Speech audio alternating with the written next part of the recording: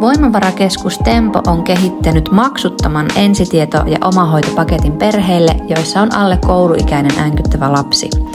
Kohti voimaa on materiaali, joka sopii hyvin myös pienten koululaisten vanhemmille. Materiaaliin voivat tutustua myös esimerkiksi lapsen isovanhemmat tai päivähoidon työntekijät.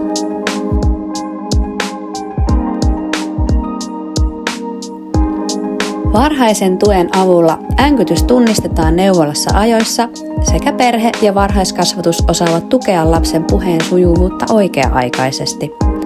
Varhainen tuki vähentää myöhempää kuntoutustarvetta, säästää resursseja ja kohdentaa resursseja niille, joilla on pitkäkestoisempi tarve.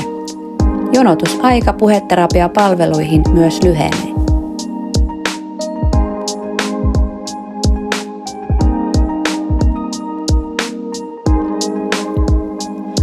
Äänkyttävä asiakas terveydenhoitajan vastaanotolla on maksuton koulutus, jonka avulla terveydenhoitajat oppivat tunnistamaan äänkytystä paremmin ja pystyvät antamaan ensitietoa äänkytyksestä, ohjaamaan asiakkaat omahoitoon tai tekemään lähetteen puheterapiaan oikea-aikaisesti. Koulutus sopii hyvin lisätiedoksi myös neuvola- ja koululääkäreille.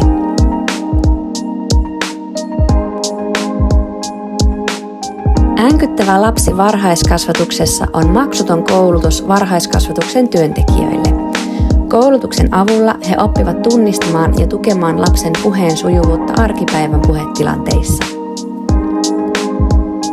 Lisää materiaalia varhaisen tuen toimintaohjeista ja kaikki koulutukset löydät nettisivulta www.tempokeskus.fi.